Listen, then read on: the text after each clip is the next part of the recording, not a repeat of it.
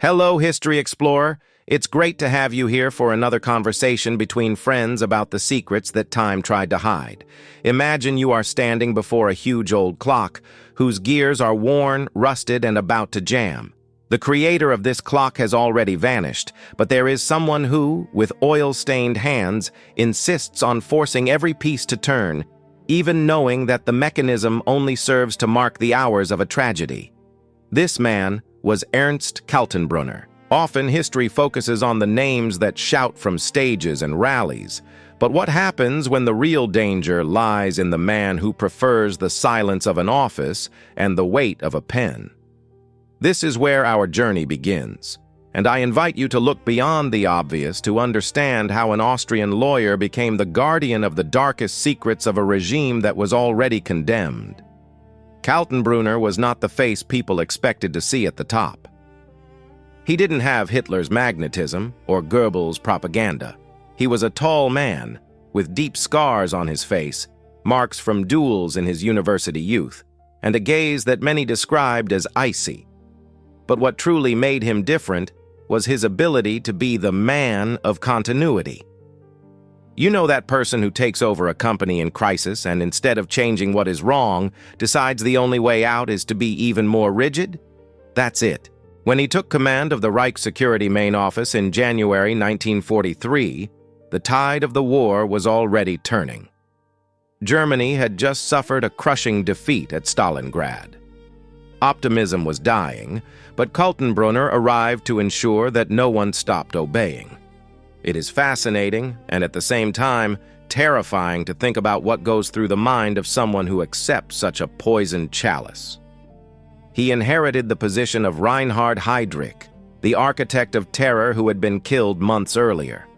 Imagine the pressure, occupying the chair of one of the most feared men in Europe while the whole world begins to close in against your country. Kaltenbrunner did not try to be a new Heydrich. He was something perhaps more dangerous, an efficient bureaucrat. He transformed persecution into an administrative process. Under his command, the machinery of repression, the Gestapo, and the concentration camps not only continued to function, but became more technical, colder, and more isolated from any shred of humanity. Here enters a reflection I would like to share with you. Why do human beings have this tendency to cling to power precisely when the ground is disappearing? Kaltenbrunner had all the information in his hands. As Chief of Intelligence and Security, he knew, better than almost anyone, that defeat was inevitable. He read the real reports, not the propaganda on TV or radio. Even so, he chose to be the part that kept the system's engine turning. He was not a madman screaming orders to the wind. He was the lawyer who signed death sentences with the calmness of someone signing a rental agreement. This normality of evil is what truly makes us stop and think. He became the indispensable link. While other Nazi leaders began to distrust each other, Kaltenbrunner remained the steady hand for Heinrich Himmler, the head of the SS. He was the man who solved internal problems, silenced dissenting voices, and ensured that the work in the extermination camps did not stop, even when trains were needed to carry soldiers to the battlefront. He prioritized ideology and death over the survival of the army itself. It was as if he were in a closed room, where the only music playing was that of absolute obedience. He concentrated colossal power, becoming the whisper that made people tremble, for he knew where all the bodies were buried, metaphorically, and unfortunately, literally. Throughout this phase, he also became involved in a dangerous game of espionage. He wanted to prove he was more than just a policeman. He wanted to be the master of German intelligence, and he succeeded. He absorbed other intelligence services, concentrating colossal power in his hands. If you lived at that time, Kaltenbrunner's name would be the whisper that made people shake, not because he was on the streets, but because everyone knew he was the eye that saw everything from behind the curtains. He was the guardian of the archives, the man who knew everyone's secrets. But there is something history often shows us. The higher you build a wall to protect yourself, the harder it is to see what is happening on the other side. Kaltenbrunner was building his own labyrinth of power, but the walls were starting to crack. The world outside was changing too fast. The Allies were advancing from the east and the west. The siege was closing in, and here arises a question that demands an answer. What does a man who dedicated his life to watching and punishing do when he realizes he is the one being hunted? Did he feel fear? Or was his legal mind already preparing an argument to try to convince the world that he was just an employee keeping office hours? He continued sending orders, continued organizing the logistics of terror, while bombs fell closer and closer to his office in Berlin. His dedication to that structure was almost mystical, a stubborn refusal to accept that the end had come. But the end always comes, and it is usually not kind to those who helped prolong the suffering of millions. While he organized his files and burned compromising documents in the basements, fate was preparing an encounter he never imagined having. The man who controlled the security of an empire was about to discover that, in the chaos of a collapsing regime, there is no security for anyone, not even for the chief of the secret police. But how did he try to escape? What did he take with him when he realized the gears had finally jammed? And most importantly, how did he react when the icy gaze he used to interrogate others was returned by those who came to collect history's bill? Get ready, because what happened when the lights of Berlin went out and the silence of the Austrian mountains took over is something that reveals the true face of one who lived to serve the abyss. You know, diving into stories like Kaltenbrunner's makes us realize that the past is not just a list of dates, but a mirror of human behavior that we still see today. If you felt that this conversation opened a new window into your way of seeing the world, I would be very happy to have you here. I created this space specifically for people like you, who are not satisfied with the obvious and prefer a more human, direct analysis without filters. To keep this conversation going, leave your like and subscribe to the channel. It's the best way to ensure we meet again, especially since every 72 hours I bring a new video in this same style, always shedding light on those corners of history that almost no one explains clearly. And before I tell you what happened when the siege finally closed in on him, tell me one thing in the comments. In your opinion, what is more dangerous? The leader who screams from the podium or the bureaucrat who signs orders in silence in the office? I really want to read your perspective on this. Let's exchange ideas below, because your participation is what makes this channel more than just a narration, but a community of curious and attentive people. I'll wait for you in the next chapter of this story, coming very soon. You know when you are in a project or a job that clearly isn't going to work out, but you stay there just because you've already invested too much time.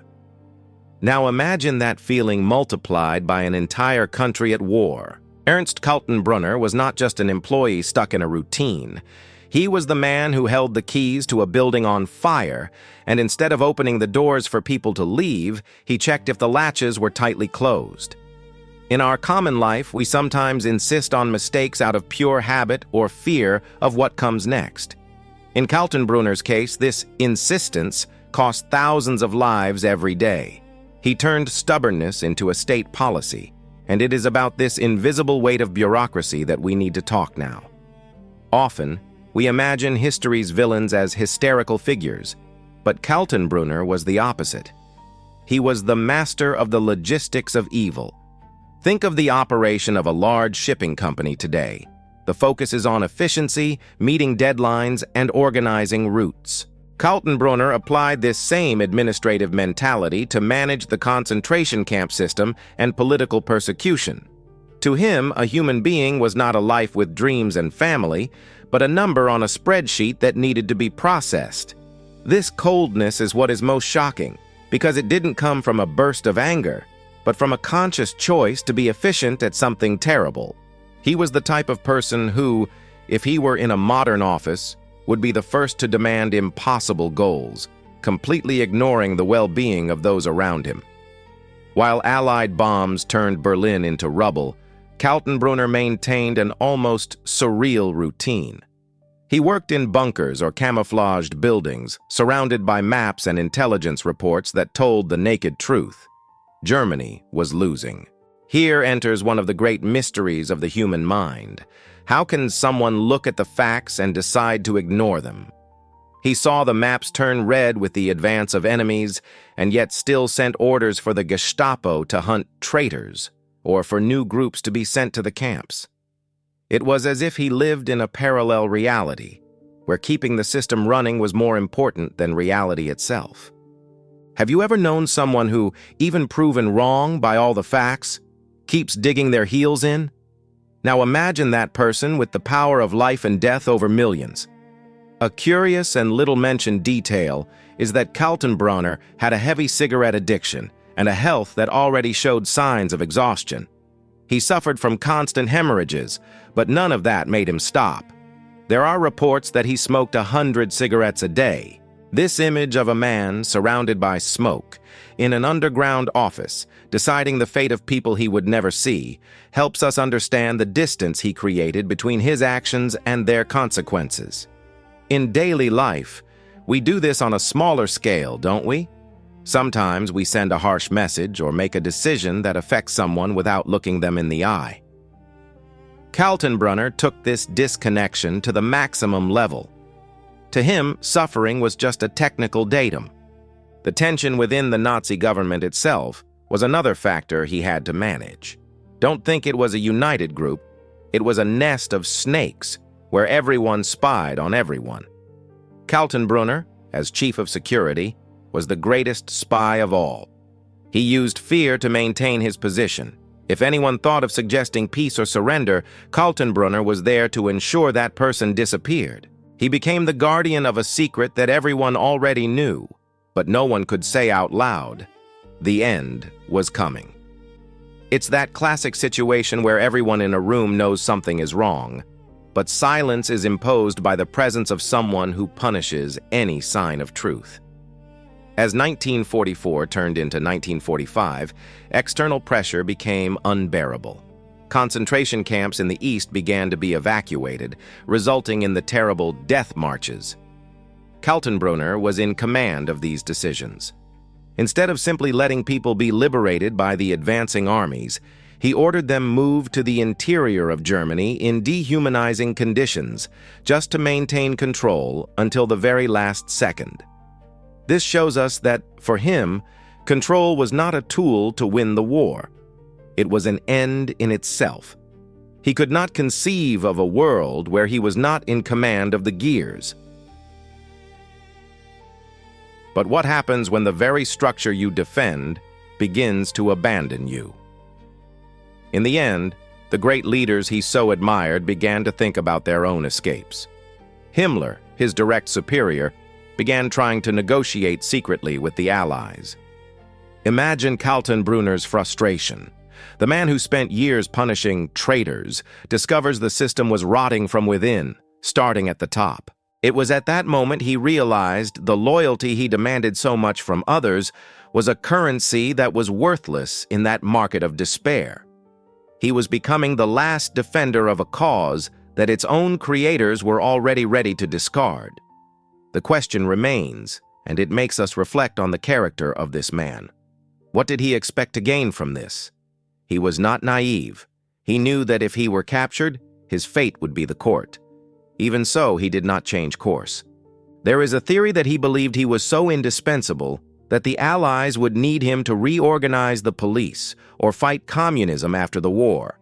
It is the pinnacle of arrogance, believing your technical skills are so valuable that your crimes would be forgotten. We see this happen sometimes, don't we? People who believe their talents make them immune to the rules that apply to everyone else. Kaltenbrunner then began to plan his own Plan B. He started moving resources, gold, and documents to the mountain region in Austria, his homeland. He was preparing a final refuge, a place where he thought the system he protected so much could survive, or where he could hide until the dust settled. But he forgot one detail. The hatred he sowed across the entire continent was not going to simply disappear with the smoke of his cigarettes. Thousands of people were now hunting the man with the scars. The suspense here is not about whether he would be caught, we know he was, but about how his mask began to fall. When he finally left Berlin and headed for the mountains, he was no longer the powerful chief of Reich security. He was a man on the run, carrying the weight of millions of signatures that were now evidence of crime. And what happened in that hideout in the Austrian mountains is one of the most revealing parts of this whole story. Because it is in the moment of fear that the human being shows who they truly are. He tried to be another man, tried to erase the past, but the past has a very long memory. How did a man who lived to watch others feel when he realized every shadow in the snow could be the end of his journey? The outcome of this escape was not just a physical capture, but the beginning of a confrontation with the reality he spent years trying to hide under piles of official papers. And what he said when he was found will make you wonder if some people are capable of feeling any kind of regret. Imagine the absolute silence of the snow-covered Austrian mountains in May 1945. Far from the noise of Berlin's bombs and the smell of cigarettes in government offices, Ernst Kaltenbrunner tried to become invisible. He, who spent years being the all-seeing eye, now desperately wanted not to be seen. Hidden in an alpine cabin called Wildensee, he carried with him false documents and the vain hope that his technical importance would save him. But history has an ironic way of collecting its debts. When American soldiers finally knocked on his door, the man with the deep scars tried to say he was just a doctor, a common civilian fleeing the chaos. He, who had signed the fate of millions, now tried to erase his own identity with a makeshift lie. Kaltenbrunner's fall was not just physical, it was the collapse of an illusion of invincibility. Taken to the Nuremberg tribunal, he sat in the dock with an expression that oscillated between contempt and fear.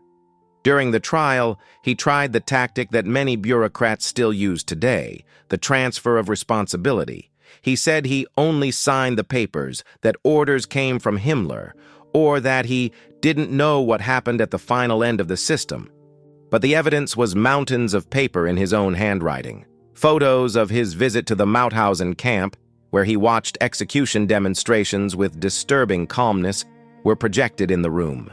There, before the world, the mask of the efficient administrator fell, revealing the face of absolute complicity. It is at this point that history stops being about the past and starts being about us, here and now. Kaltenbrunner was sentenced to death for war crimes and crimes against humanity, being executed on October 16, 1946. But what he left us as a lesson is not just the record of a crime, but the warning about the danger of disconnecting ourselves from the consequences of what we do. In our modern life, it is very easy to fall into the trap of just following orders, or going with the flow of a toxic work environment, a prejudiced group of friends, or a routine that violates our values. Kaltenbrunner's story shows us that neutrality in the face of evil is, in fact, a fuel for it to continue existing. How can we bring this to our daily lives in a practical and transformative way?